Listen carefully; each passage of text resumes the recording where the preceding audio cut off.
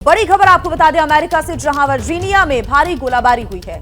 गोलीबारी यहां पर हुई है एक समारोह के दौरान। अंधाधुंध फायरिंग में 8 लोग घायल हो गए हैं। घायलों को अस्पताल में भर्ती कराया गया है, जहां कई की हालत गंभीर बनी हुई है।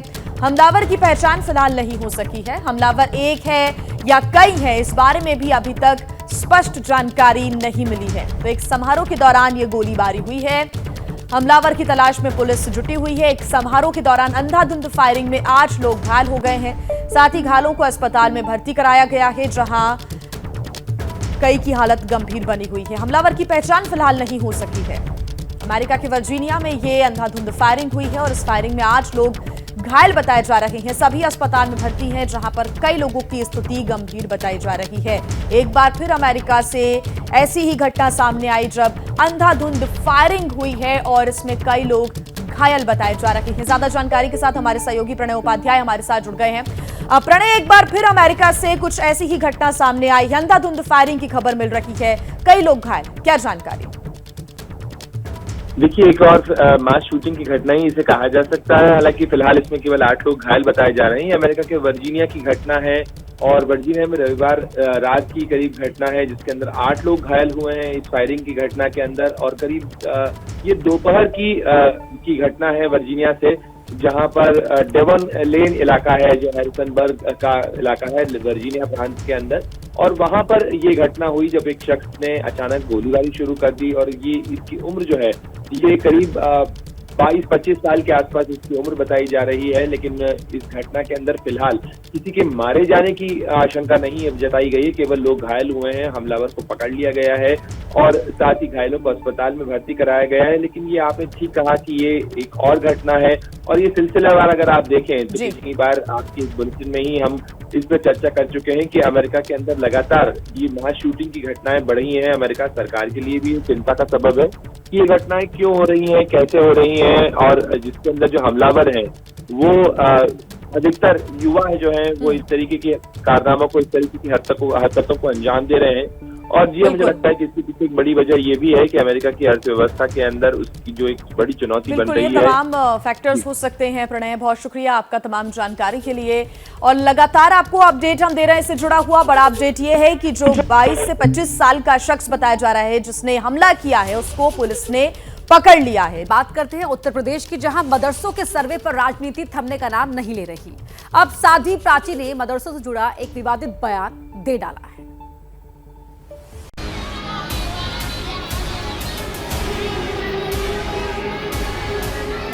मान्यता नहीं है और ये मान्यता जी इंशाल्लाह कोशिश कर रहे हैं।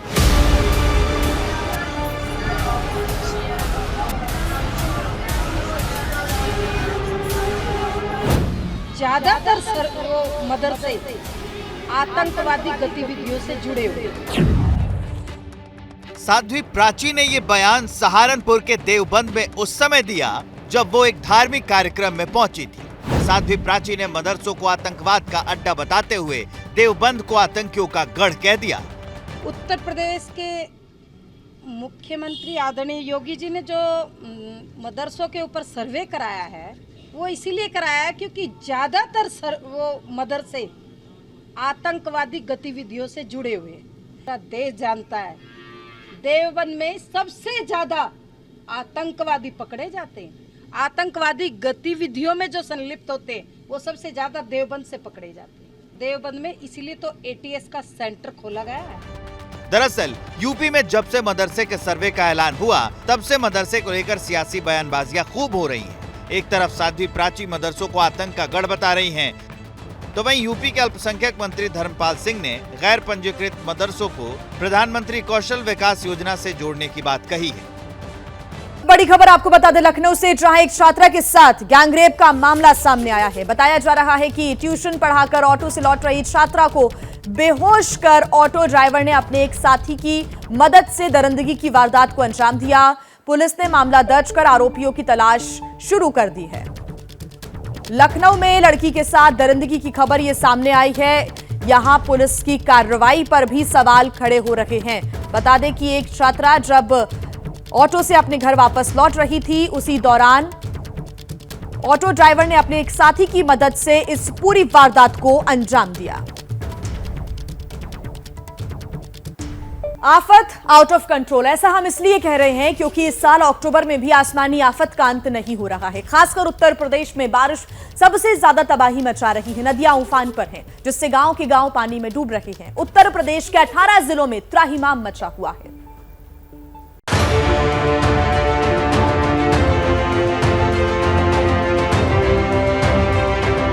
अक्टूबर का महीना आधा बीत चुका है, लेकिन आसमानी आफत कम होने का नाम नहीं ले रही है। यूपी में आफत कुछ ऐसी बरसी है कि हर तरफ तबाही और बर्बादी का मंजर नजर आ रहा है। ये तस्वीरें यूपी के अलग अलग जिलों की हैं। उन्नाव से लेकर पूर्वी यूपी तक नदियों का तांडव देखने को मिल रहा है। सबसे ज्यादा तबाही नदी किनारे बसे गांवों में देखने को मिल रही है। पूर्वांचल में आने वाले ज्यादातर जिले बाढ़ की चपेट में हैं। खासकर गोरखपुर और उसके आसपास के जिले बाढ़ से बुरी तरह प्रभावित हुए हैं। बाढ़ प्रभावित इलाकों में राहत और बचाव का काम जारी है। उन्नाव में गंगा नदी के रौद्र रूप ने कई गांवों को अपनी चपेट में ले लिया है। पानी का बहाव इतना तेज है कि बांगरमऊ तहसील से उमरिया समेत कई गांवों को जोड़ने वाली सड़क पानी में बह गई, जिससे कई गांवों का संपर्क टूट गया। सैलाब के बीच लोग जान जोखिम में डालकर आ रहे हैं। इस शख्स को देखिए, 3 से 4 फीट पानी में ये सड़क को पार कर रहा है। इसका एक एक कदम जोखिम भरा है। यूपी के गाजीपुर में मगई नदी में उफान की वजह से आसपास के गांवों के किसानों की फसल बर्बाद हो गई है। बताया जा रहा है कि मोहम्मदापुर में मछली माफियाओं ने अवैध तरीके से नदी में जाल बिछा रखा है। नदी का जलस्तर बढ़ने के बाद भी जाल नहीं हटाया गया, जिससे नदी की धारा अवरुद्ध हो गई और आसपास के गाँवों को डुबोने लगी। किसानों की नाराजगी के बाद प्रशासन ने नदी से जाल हटाया, तब कहीं जाकर किसानों ने थोड़ी राहत की सांस ली। सीएम योगी के गोरखपुर में बाढ़ ऐसी आई कि गलियों में नाव चलने लगी। 24 साल बाद गोरखपुर बाढ़ की ऐसी विभीषिका से जूझ रहा है। गोरखपुर में 240 गांव बाढ़ से प्रभावित हुए हैं।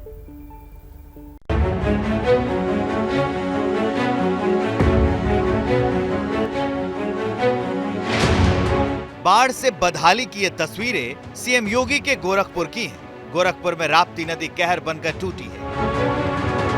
गोरखपुर के दक्षिणी छोर पर बसी ट्रांसपोर्ट नगर की शिवपुरी कॉलोनी पूरी तरह पानी में जलमग्न हो चुकी है। ऐसा लगने लगा है पूरा इलाका पानी के बीच बसा हुआ। गलियों में नाव चलने लगी है। लोगों के घरों में पानी घुसने लगा है। लोग घरों की छतों पर शरण लिए हुए हैं। इस मंदिर को देखिए, इसके चारों तरफ पानी का बसेरा है। पूरे इलाके में गलियों में नाव चलने लगी है। स्थानीय लोग नाव की मदद से रोजमर्रा की जरूरतों को पूरा कर रहे हैं। कम से कम यहाँ 200-250 घर है। कितनी आबादी होगी? 1000 आदमी का है। ये बताइए, तो ये कब से पानी लगा हुआ है इस मोहल्ले में? 1 हफ्ता हो गया है। 1 हफ्ता। तो आप ही ले जाते हैं? हाँ।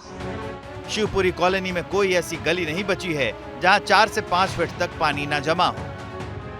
पिछले करीब 1 हफ्ते से इस इलाके के लोग ऐसे हालात में गुजर बसर करने को मजबूर हैं। इन लोगों को जब प्रशासन से कोई मदद नहीं मिली तो थक हार कर लोगों ने जुगाड़ से नाव बना ली।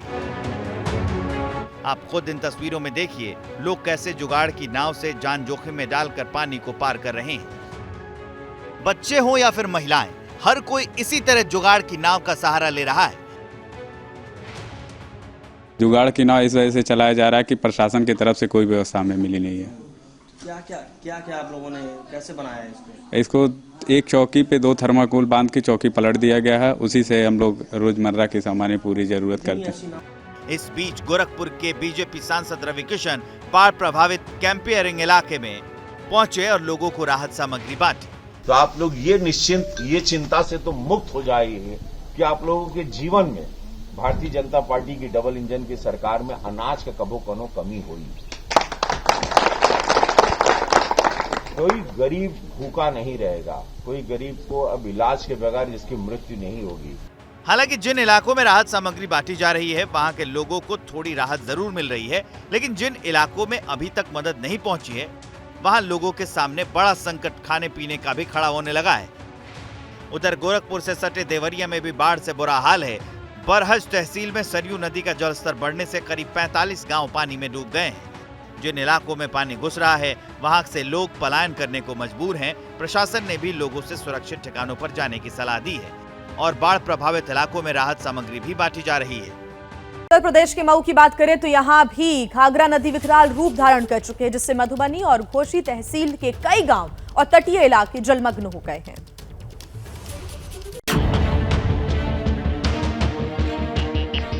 जहां तक आपकी नजर जाएगी पानी ही पानी नजर आएगा। मऊ में घाघरा नदी उफान पर आई तो कई गांव पानी में डूब गए। मऊ में मधुबनी और घोसी तहसील में बाढ़ का सबसे ज्यादा असर है। इन दोनों तहसीलों में 5000 से ज्यादा लोग प्रभावित हुए हैं। मऊ के दोहरी घाट में रिहायशी इलाके पानी में डूबने लगे हैं। लोगों के घरों के आगे 3 फीट तक पानी जमा हो गया है। गली मोहल्ले पानी में डूब रहे हैं। घरों के आगे जब पानी भरा तो बच्चे जुगाड़ से नाव बनाकर मस्ती करने लगे। बच्चों के लिए ये मस्ती का मौका है, लेकिन बड़े बाढ़ की बदहाली को अच्छी तरह समझते हैं। करीब 24 साल बाद आई ऐसी बाढ़ ने लोगों की मुसीबत बढ़ा दी है। यही वजह है कि सूबे के मंत्री ए.के. शर्मा खुद दोहरी घाट में बाढ़ पीड़ितों के लिए राहत सामग्री लेकर पहुंचे। लोगों को राहत सामग्री भी बांटी गई। लोग मंत्री के कदम से खुश तो थे, लेकिन बांध बनवाने की बात मंत्री से ना कर पाने की कसक भी रह गई। कैसा करा कि वही बंधा बन जाता, हर साल पानी आ जाता है, हम लोग के घर में घुस जाता है और बहुत प्रॉब्लम होता है। गांव वाले तो मंत्री जी तक अपनी बात नहीं पहुंचा सके, लेकिन एबीपी न्यूज की टीम ने गांव वालों का दर्द जब मंत्री जी को बताया तो उन्होंने बांध बनवाने का भरोसा दिया। तो मैं देख रहा हूँ इसमें से कुछ न कुछ कस्बे को भी और गाँव को भी कुछ तो इसकी परमानेंट व्यवस्था सोचनी पड़ेगी और हम लोग इस बारे में सोच भी रहे हैं, बांध को भी मजबूत किया जाए। फिलहाल सरकार की तरफ से राशन मिलने से लोग खुश हैं। गोरखपुर हो, मऊ हो या फिर बस्ती, बाढ़ से हर तरफ हाहाकार मचा हुआ है।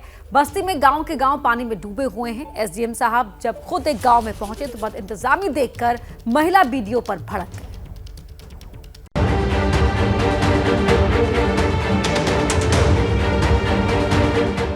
यूपी में बस्ती जिले की ये तस्वीरें बदहाली की कहानी बयां करने के लिए काफी है।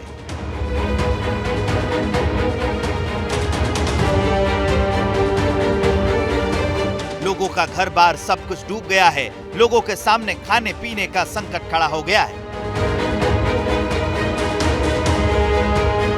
लिहाजा प्रशासनिक अधिकारियों की तरफ हर कोई उम्मीद भरी निगाह से टकटकी लगाए बैठा है। इस दौरान बस्ती के एसडीएम सदर शैलेश दुबे एक गांव में बाढ़ का जायजा लेने पहुंचे तो बद इंतजामी देखकर ब्लॉक डेवलपमेंट अधिकारी पर भड़क गए। कोई सचिव आज तक मौके पर मुझको दिखा नहीं। 3 दिन से तो मैं गांव पर हूँ। आपका एक भी सचिव तो यहाँ दिखा नहीं, ना सचिव दिखा, ना आपका रोजगार सेवक दिखा, ना पंचायत सचिव दिखा, कोई दिखा। आप स्वयं मुझे पहली बार दिख रही हैं आज यहाँ पे। किसी गाँव में खाना बन रहा है या नहीं बन रहा है इसकी सूची आपने कलेक्ट की अभी तक? सचिव है ही नहीं किसी आपके पूरे गाँव में। काफी देर तक एसडीएम साहब महिला बीडीओ को फटकार लगाते रहे और बीडीओ अपनी सफाई में दलील देती रही। एसडीएम का ये गुस्सा इसलिए भी है क्योंकि बस्ती कई दिनों से बाढ़ से जूझ रहा है। लोगों के सामने खाने पीने का संकट खड़ा हो गया है। हर दिन कोई न कोई गांव बाढ़ की चपेट में आता जा रहा है। फिलहाल बस्ती में 24 से ज्यादा गांव सैलाब की चपेट में हैं, जहां करीब 800 परिवार बाढ़ की मार झेल रहे हैं। सिर्फ हिंदुस्तान ही नहीं बल्कि विदेशों में भी बारिश कहर बरपा रही है। ऑस्ट्रेलिया के विक्टोरिया में भारी बारिश से बाढ़ के हालात हैं। 3 दशक बाद विक्टोरिया में बाढ़ की ऐसी मार पड़ी है कि लोगों का जीना मुहाल हो गया है।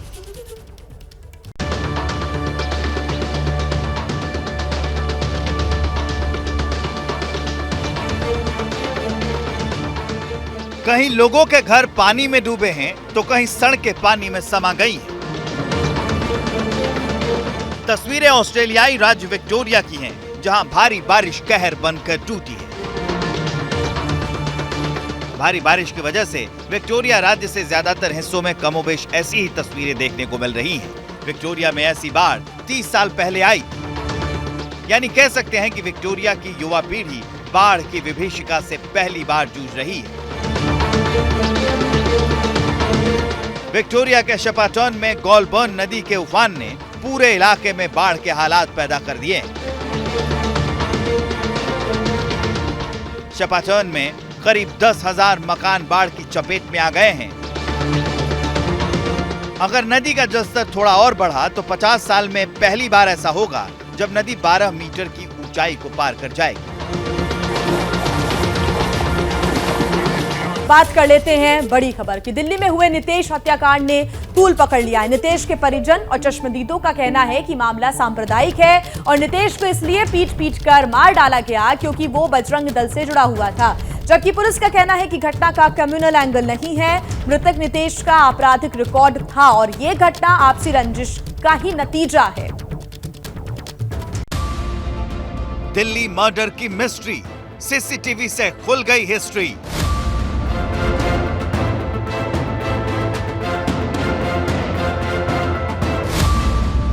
सांप्रदायिक संघर्ष या दो गुटों की रंजिश, नितेश हत्याकांड में क्या कह रही है पुलिस?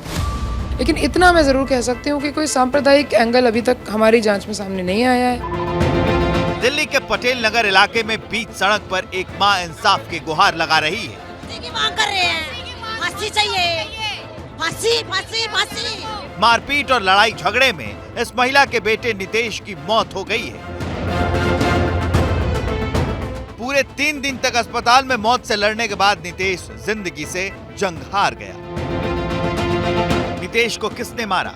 नितेश की मौत कैसे हुई? नितेश की किससे लड़ाई हुई थी? ये सब आपको बताएंगे, लेकिन उससे पहले इस सीसीटीवी फुटेज को गौर से देखिए।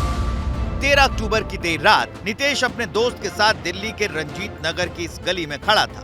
सफेद टी शर्ट में नितेश है और काली पैंट में उसका दोस्त आलोक है। इन दोनों की बाइक सवार 3 लोगों से लड़ाई शुरू हो जाती है।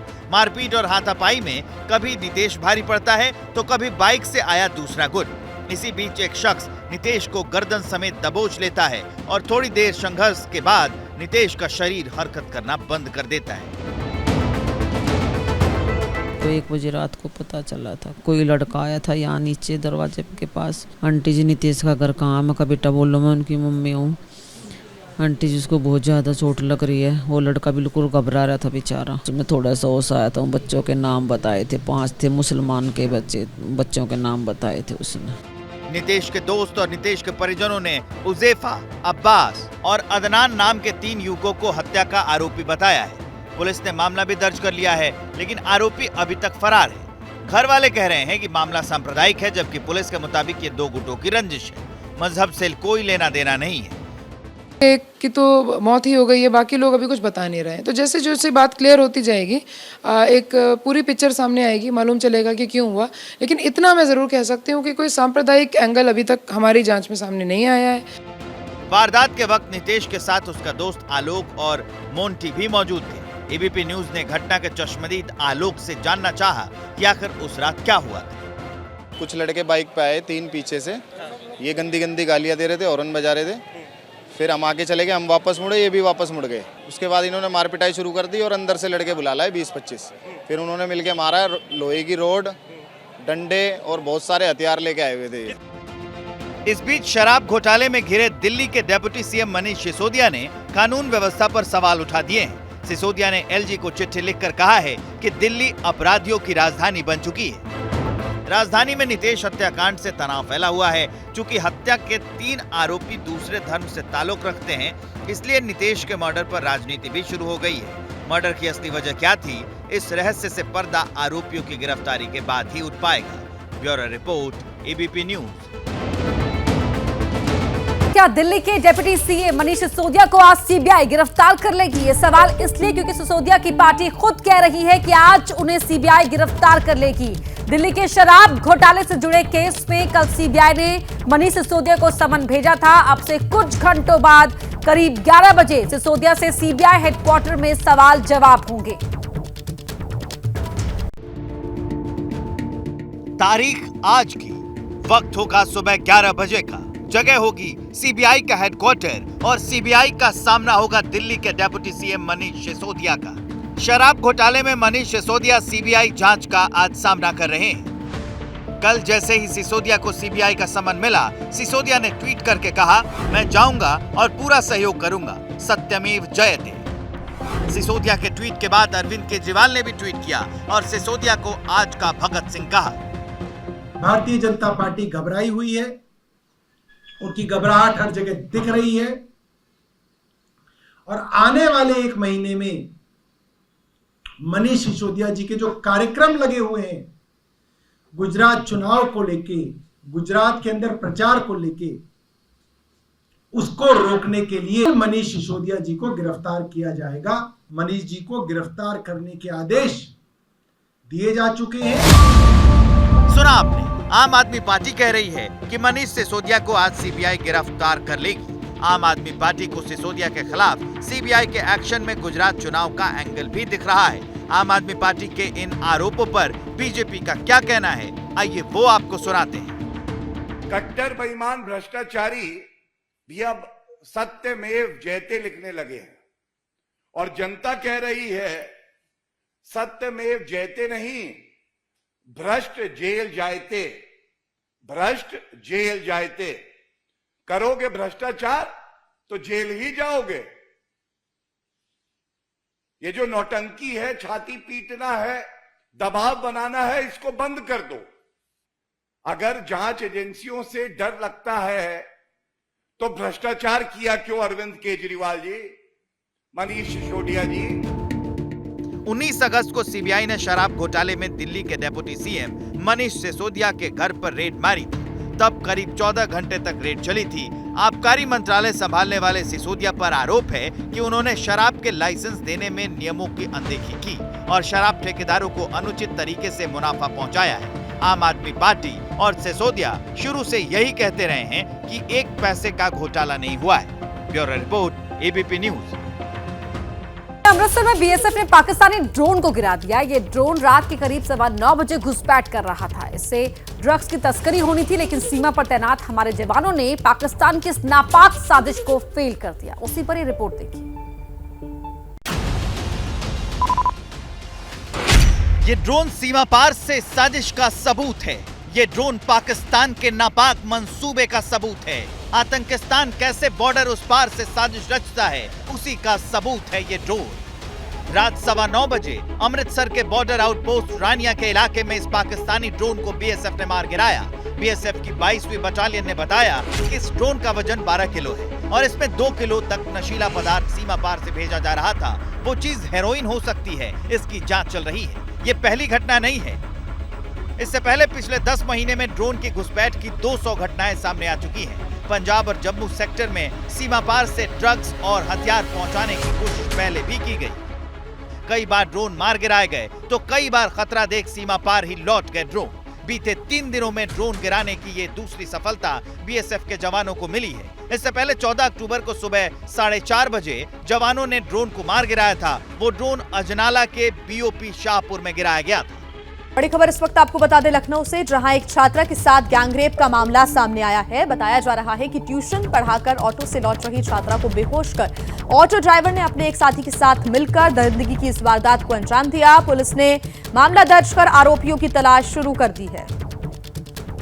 लड़की को अस्पताल में भर्ती कराया गया है। ऑटो चालकों पर गैंगरेप का आरोप है। लखनऊ में लड़की के साथ ये गैंगरेप की वारदात सामने आई है। बता दें कि अभी पुलिस उन अपराधियों की तलाश कर रही है। बता दें कि एक ऑटो ड्राइवर ने अपने एक साथी के साथ मिलकर इस दरिंदगी की वारदात को अंजाम दिया। उन्हीं आरोपियों को तलाश करने की, उनके ढूंढने की कोशिश पुलिस कर रही है। मेरी मुलाकात हो गई है और प्राथमिक उपचार चल रहा है इनका। डॉक्टर से भी बात हो गई है।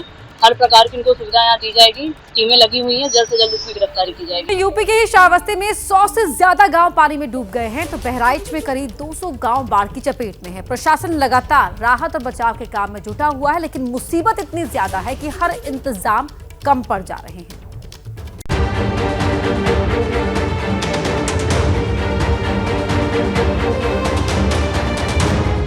अक्टूबर में ऐसी आफत अमूमन कम ही देखने को मिलती है और यूपी तो पिछले 24 साल में पहली बार अक्टूबर में ऐसी तबाही और बर्बादी की बाढ़ झेल रहा है। यूपी के श्रावस्ती में करीब 100 गांव बाढ़ से जूझ रहे हैं। राप्ती नदी काल बनकर टूटी है, जिससे कई बाजारों और गांवों का तहसील मुख्यालय से संपर्क टूट गया है। श्रावस्ती का रामनगरा गांव पूरी तरह पानी के आगोश में समा चुका है। हालात इतने खराब हैं कि लोग अपना सामान समेटकर गांव छोड़कर सुरक्षित ठिकानों की तलाश में निकल पड़े हैं। बाढ़ के पानी में किसानों की फसल पूरी तरह डूब गई है। पूरे इलाके में सिर्फ पानी ही पानी नजर आ रहा है। लिहाजा प्रशासन राहत और बचाव के काम में जुट गया है। प्रशासन की टीम लगातार लोगों को सुरक्षित ठिकानों पर पहुंचाने की कोशिश कर रही है। गांव वालों का आरोप है कि उनकी कोई सुनवाई नहीं हो रही। बात किया है, सारे अधिकारियों को मैंने फोन किया, कोई फोन नहीं रिसीव कर रहा है। यहाँ नजदीक बाढ़ चौकी कहाँ बना क्षेत्र के बाढ़ चौकी नियंत्रण को भी मैंने फोन किया। ये मेरे पास सारे ग्रुप में नंबर थे, मेरे पास फोन में मैंने किया। और रामपीरन विधायक जी को मैंने फोन किया। रामपीरन विधायक जी कह रहे हैं कि मैंने वहाँ पूड़ी बंटवा दी है, वहाँ इतना बाढ़ नहीं आ गया कि आप लोग डूबे मरे जा रहे हैं। पता ये जनप्रतिनिधि है, ये एक जनप्रतिनिधि है, इन्होंने एसडीआरएफ की टीम लगातार पूरे इलाके में सर्च ऑपरेशन कर रही है। तहसीलदार के निर्देश पर वो बाढ़ में फंसे लोगों को निकाल रहे हैं, लेकिन संकट काफी बड़ा है। लोगों के मुश्किलों के आगे दम तोड़ते नजर आ रहे हैं। बहराइच की इन तस्वीरों को देखिए, पूरा इलाका जलमग्न नजर आ रहा है। बहराइच में नदी किनारे बसे ज्यादातर इलाके पानी में डूब चुके हैं। बहराइच के करीब 190 गांव प्रभावित हैं। तो अब तक जुलाई अगस्त के महीने में हम आसमानी आफत का जिक्र किया करते थे, लेकिन इस साल तो अक्टूबर में भी इस आसमानी आफत का अंत नजर नहीं आ रहा। खासकर उत्तर प्रदेश में बारिश सबसे ज्यादा तबाही मचा रही है। नदियां उफान पर है, जिससे गांव के गांव पानी में डूब रहे हैं। यूपी के 18 जिलों में त्राहिमाम मचा है।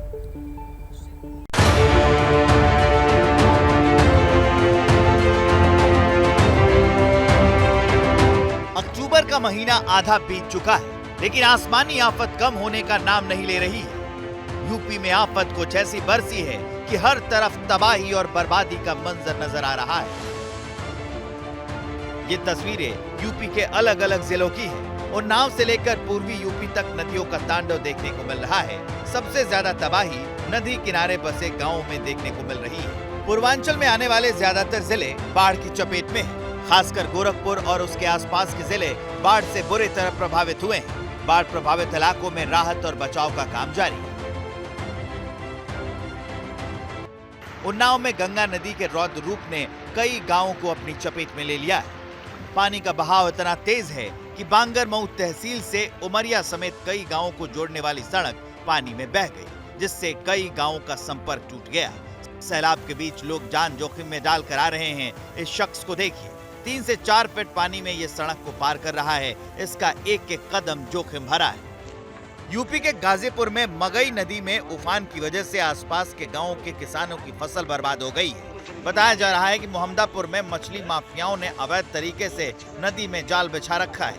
नदी का जलस्तर बढ़ने के बाद भी जाल नहीं हटाया गया, जिससे नदी की धारा अवरुद्ध हो गई और आसपास के गाँवों को डुबोने लगी। किसानों की नाराजगी के बाद प्रशासन ने नदी से जाल हटाया, तब कहीं जाकर किसानों ने थोड़ी राहत की सांस ली। वहीं सीएम योगी के गोरखपुर में बाढ़ ऐसी आई है कि गलियों में नाव चलने लगी। 24 साल बाद गोरखपुर में बाढ़ की ऐसी विभीषिका से गोरखपुर जूझ रहा है। गोरखपुर में 240 गांव बाढ़ से प्रभावित हुए हैं।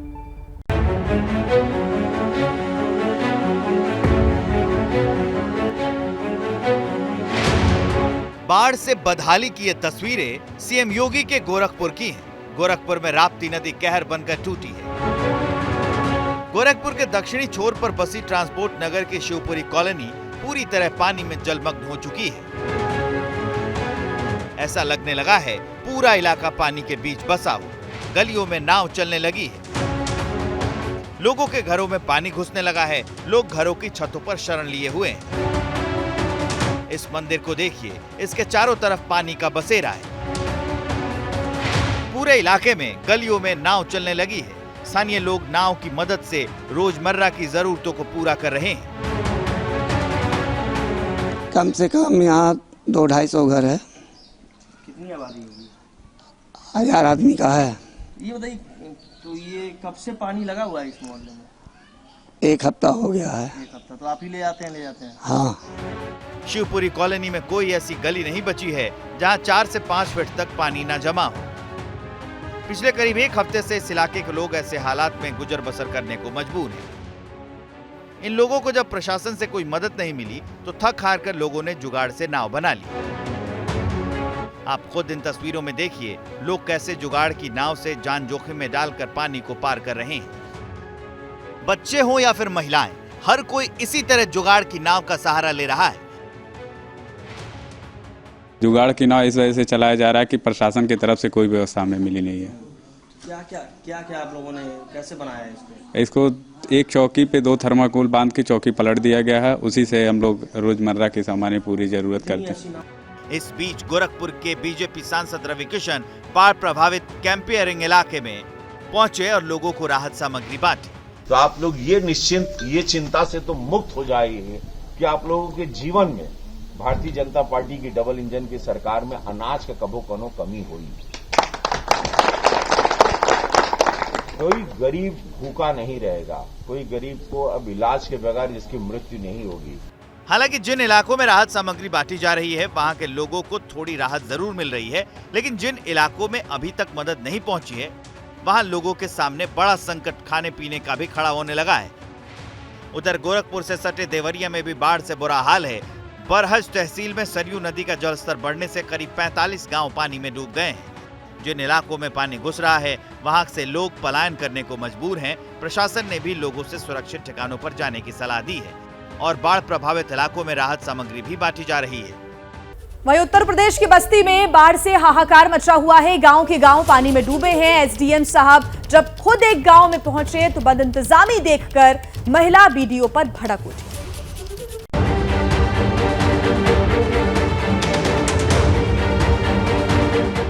यूपी में बस्ती जिले की ये तस्वीरें बदहाली की कहानी बयां करने के लिए काफी है।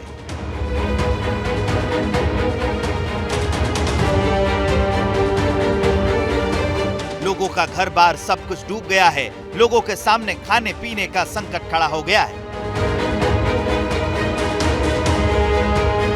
लिहाजा प्रशासनिक अधिकारियों की तरफ हर कोई उम्मीद भरी निगाह से टकटकी लगाए बैठा है। इस दौरान बस्ती के एसडीएम सदर शैलेश दुबे एक गांव में बाढ़ का जायजा लेने पहुंचे तो बदइंतजामी देखकर ब्लॉक डेवलपमेंट अधिकारी पर भड़क गए। कोई सचिव आज तक मौके पर मुझको दिखा नहीं। 3 दिन से तो मैं गांव पर हूँ। आपका एक भी सचिव यहाँ दिखा नहीं, ना सचिव दिखा, ना आपका रोजगार सेवक दिखा, ना पंचायत सेवक दिखा, कोई दिखा। आप स्वयं मुझे पहली बार दिख रही हैं आज यहाँ पे। किसी गांव में खाना बन रहा है या नहीं बन रहा है इसकी सूची आपने कलेक्ट की अभी तक? सचिव है ही नहीं किसी आपके पूरे गाँव में।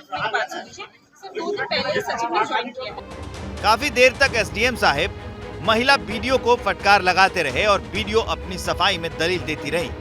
एसडीएम का ये गुस्सा इसलिए भी है क्योंकि बस्ती कई दिनों से बाढ़ से जूझ रहा है। लोगों के सामने खाने पीने का संकट खड़ा हो गया है। हर दिन कोई न कोई गांव बाढ़ की चपेट में आता जा रहा है। फिलहाल बस्ती में 24 से ज्यादा गांव सैलाब की चपेट में हैं, जहां करीब 800 परिवार बाढ़ की मार झेल रहे हैं। बड़ी खबर इस वक्त आपको बता दें, पश्चिम बंगाल के तारापीठ में चलती ट्रेन से एक लड़के को धक्का देकर नीचे फेंकने का वीडियो जमकर वायरल हो रहा है। वीडियो में दिख रहा है कि एक आदमी ने ट्रेन के गेट के पास खड़े एक लड़के को नीचे फेंक दिया। इससे पहले दोनों के बीच तीखी बहस होती है और उसके बाद ये शख्स उस व्यक्ति को धक्का देकर ट्रेन से नीचे फेंक देता है। वहां बैठे किसी शख्स ने यह पूरा वीडियो बना लिया और अब यह वीडियो सोशल मीडिया पर जमकर वायरल हो रहा है। घायल को अस्पताल में भर्ती करा दिया गया है।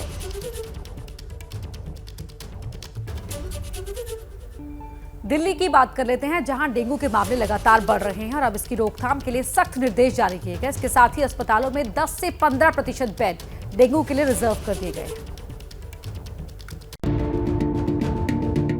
देश की राजधानी दिल्ली एक बार फिर डेंगू की चपेट में है। दिल्ली में डेंगू के मामले तेजी से बढ़ रहे हैं। संख्या में बढ़ोतरी को देखते हुए सरकारी महकमा अलर्ट पर है।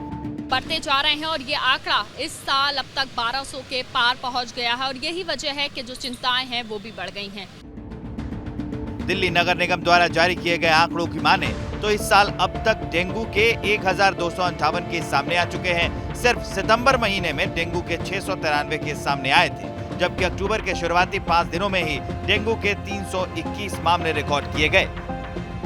ये आंकड़े 5 अक्टूबर तक के हैं। हाल के दिनों में केस और बढ़े ही होंगे। बढ़ते मामलों को देखते हुए अस्पतालों में 10 से 15% बेड डेंगू मरीजों के लिए रिजर्व कर दिए गए हैं।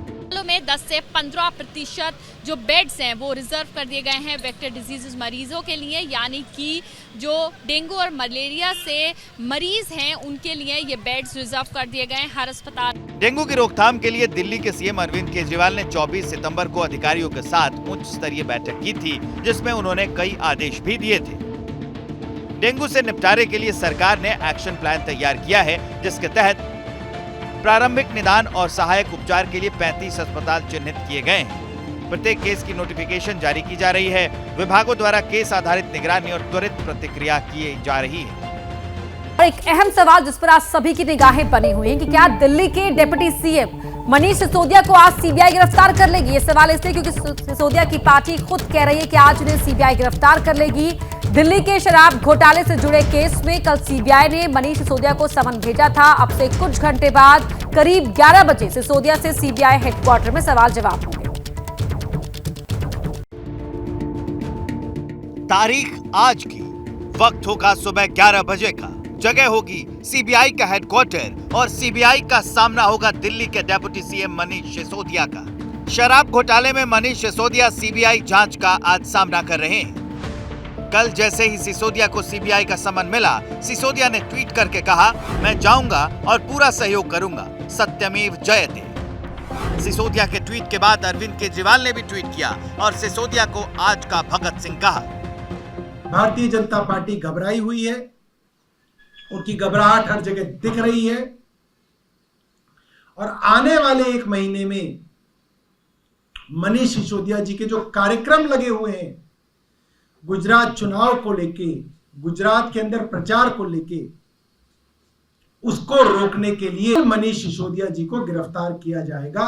मनीष जी को गिरफ्तार करने के आदेश दिए जा चुके हैं। सुना आपने, आम आदमी पार्टी कह रही है कि मनीष सिसोदिया को आज सीबीआई गिरफ्तार कर लेगी। आम आदमी पार्टी को सिसोदिया के खिलाफ सीबीआई के एक्शन में गुजरात चुनाव का एंगल भी दिख रहा है। आम आदमी पार्टी के इन आरोपों पर बीजेपी का क्या कहना है, आइए वो आपको सुनाते हैं। कट्टर बेईमान भ्रष्टाचारी भी अब सत्यमेव जयते लिखने लगे हैं और जनता कह रही है सत्यमेव जयते नहीं, भ्रष्ट जेल जायते, भ्रष्ट जेल जायते। करोगे भ्रष्टाचार तो जेल ही जाओगे। ये जो नौटंकी है, छाती पीटना है, दबाव बनाना है, इसको बंद कर दो। अगर जांच एजेंसियों से डर लगता है तो भ्रष्टाचार किया क्यों अरविंद केजरीवाल जी, मनीष सिसोदिया जी? 19 अगस्त को सीबीआई ने शराब घोटाले में दिल्ली के डिप्टी सीएम मनीष सिसोदिया के घर पर रेड मारी थी। तब करीब 14 घंटे तक रेड चली थी। आबकारी मंत्रालय संभालने वाले सिसोदिया पर आरोप है कि उन्होंने शराब के लाइसेंस देने में नियमों की अनदेखी की और शराब ठेकेदारों को अनुचित तरीके से मुनाफा पहुंचाया है। आम आदमी पार्टी और सिसोदिया शुरू से यही कहते रहे हैं कि एक पैसे का घोटाला नहीं हुआ है। Bureau report, ABP news. बड़ी खबर आपको बता दें, चुनावी मौसम में किसानों को आज पीएम की सौगात मिलने वाली है। प्रधानमंत्री नरेंद्र मोदी किसान सम्मान निधि की 12वीं किस्त आज जारी करेंगे। त्योहारों का सीजन, प्रधानमंत्री का किसान मिशन। दीपावली से पहले किसानों की बल्ले बल्ले, जारी होगी 12वीं किस्त, तैयार है किसानों की लिस्ट।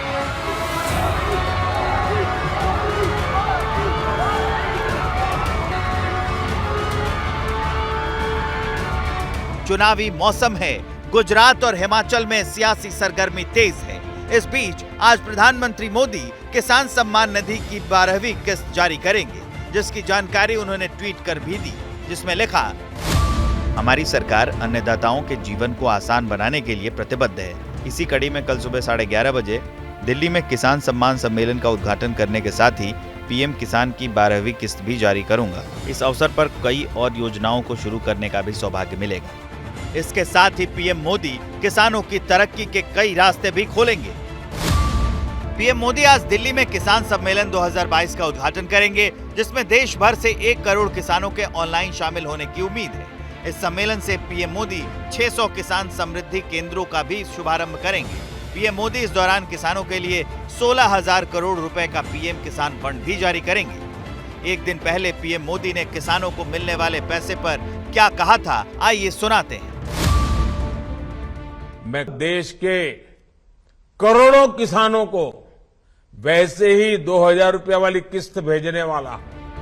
अब ये जान लीजिए कि किसान सम्मान निधि होता क्या है। इस योजना के तहत जो पात्र किसान हैं, उन्हें उन किसान परिवारों को हर साल 6,000 रुपए दिए जाते हैं। 2,000 रुपए की 3 किश्त में ये पैसे दिए जाते हैं, जो 4 महीने के अंतराल पर ट्रांसफर किए जाते हैं। ये धनराशि सीधे किसानों के बैंक खातों में जमा की जाती है।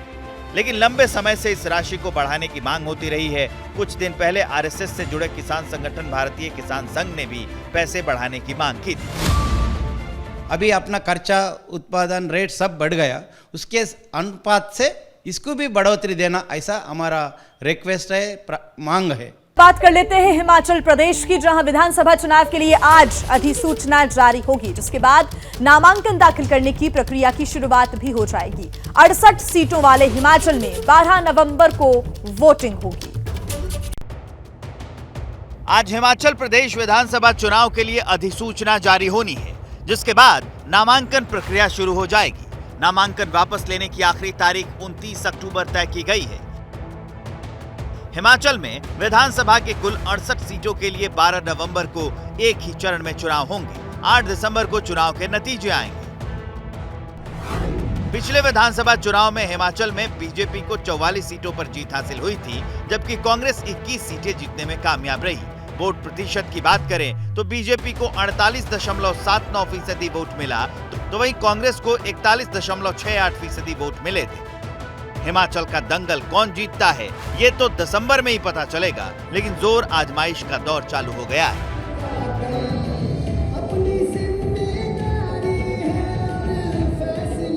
चुनाव गुजरात में होना है और ऐसे में दिल्ली के सीएम अरविंद केजरीवाल आज 2 दिन के गुजरात दौरे पर जाएंगे।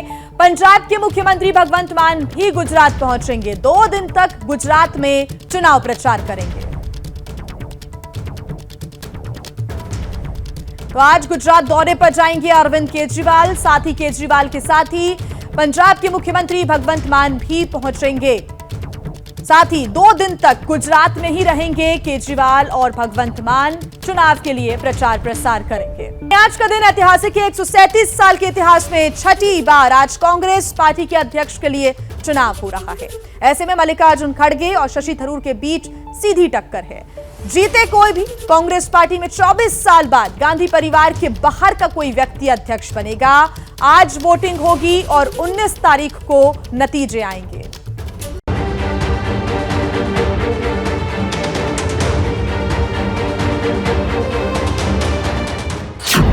मल्लिकार्जुन खड़गे या शशि थरूर, देश की सबसे पुरानी राजनीतिक पार्टी का नया अध्यक्ष कौन होगा, इसके लिए आज करीब 9800 मतदाता वोट करेंगे।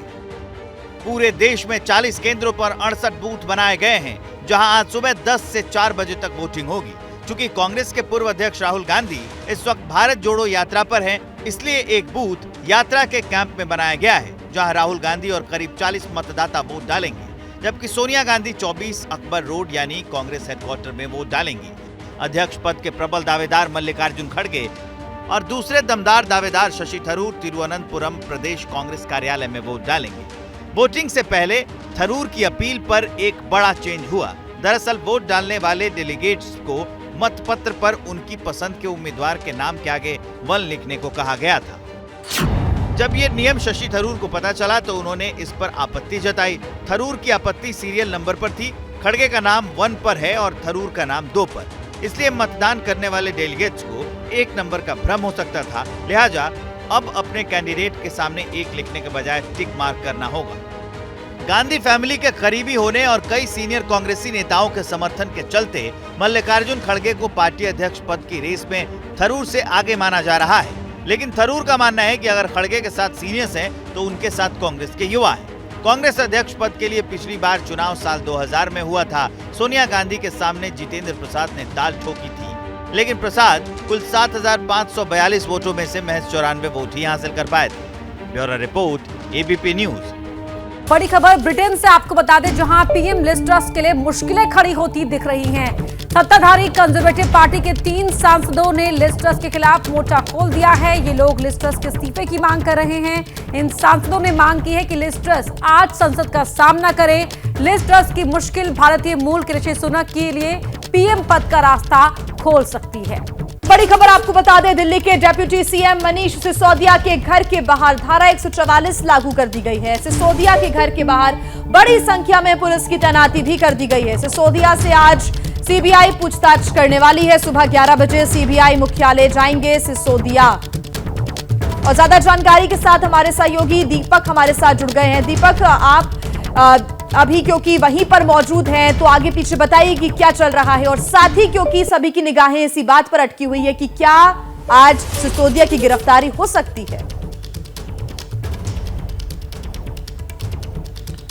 जी, साफ तौर पर आम आदमी पार्टी तो यही कह रही है कल से कि आज मनीष सिसोदिया गिरफ्तार हो जाएंगे, लेकिन फिलहाल आपको तस्वीरें दिखा देते हैं। ये मनीष सिसोदिया का आवास है, AB 17 मथुरा रोड, प्रगति मैदान के ठीक सामने का इनका घर है। और घर के दोनों तरफ आप तस्वीरों में देखिए कि बैरिकेड लगा दिए गए हैं, अर्धसैनिक बलों की तैनाती यहाँ पर की गई है, दिल्ली पुलिस के जवान हैं, धारा 144 लगा दी गई है, क्योंकि यहाँ पर फिलहाल किसी को भी आने की अनुमति नहीं दी जा रही है। मीडिया को भी बैरिकेड से दूसरी तरफ रखा गया है, वहाँ नहीं जाने दिया जा रहा है। दूसरी तस्वीर आपको दिखा देता हूँ कि यहाँ पर कई सारी बसें भी खड़ी हैं। इन बसों में इसलिए यहाँ पर इनकी तैनाती की गई है ताकि जो भी यहाँ पर आता है, जैसे आम आदमी पार्टी के कार्यकर्ता लगातार कह रहे हैं कि वो मनीष सिसोदिया को सीबीआई दफ्तर तक छोड़ने जाएंगे, तो यहाँ पर ये बसें भी लगाई गई हैं ताकि जो भी यहाँ पर पहुंचे और प्रदर्शन हो, भीड़ हो, उसको डिटेन कर लिया जाए। तो साफ तौर पर 11 बजे आज सीबीआई ने मनीष सिसोदिया को सवालों का जवाब देने के लिए बुलाया है। मनीष सिसोदिया ने ट्वीट कर कहा है कि वो 11 बजे जाएंगे भी। 10:30 बजे के आसपास मनीष सिसोदिया घर से निकलेंगे, लेकिन इस दौरान तमाम जो कार्यकर्ता हैं आम आदमी पार्टी के, वो उनके घर की तरफ आ रहे हैं। कई सारे नेता जो हैं वो उनके घर पहुंच चुके हैं।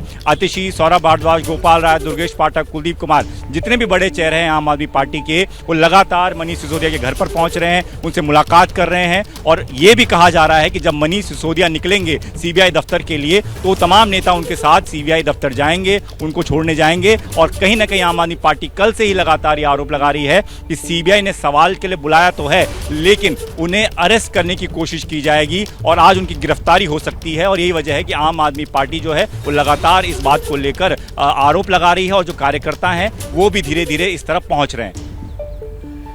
दीपक, जिस तरह से आपने पूरे तस्वीरें बयां की कि वहां पर सुरक्षा के कितने कड़े इंतजाम किए गए, तो सुरक्षा व्यवस्था का तो इंतजाम है ही, और साथ ही आम आदमी पार्टी ने भी पूरा इंतजाम किया हुआ है कि इस पूरे मौके को भुनाने की वो कोई भी कोशिश अपने हाथ से जाने नहीं देंगे।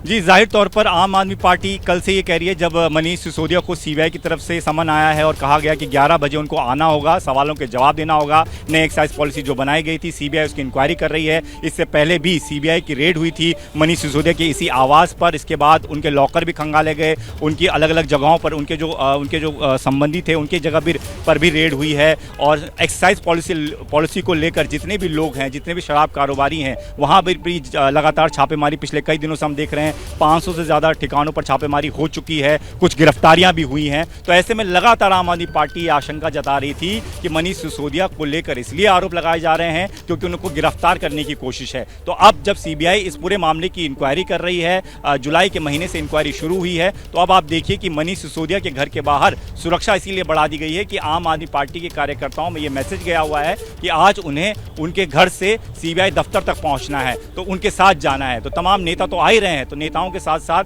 कार्यकर्ताओं को भी पहुंचने के लिए कहा गया है। हालांकि इनके घर के आसपास किसी को भी नहीं ठहरने दिया जा रहा है, सभी को यहां से दूर रखने को कहा है। और कोई भी जबरदस्ती यहां पर रुकता है, इधर आने की कोशिश करता है, तो उसे डिटेन कर लिया जाएगा।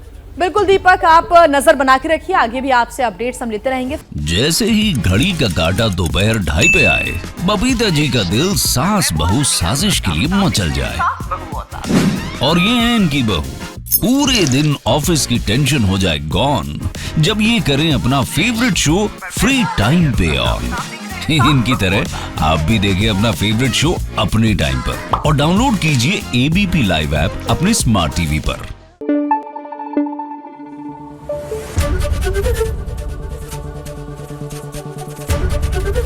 ABP न्यूज आपको रखे आगे।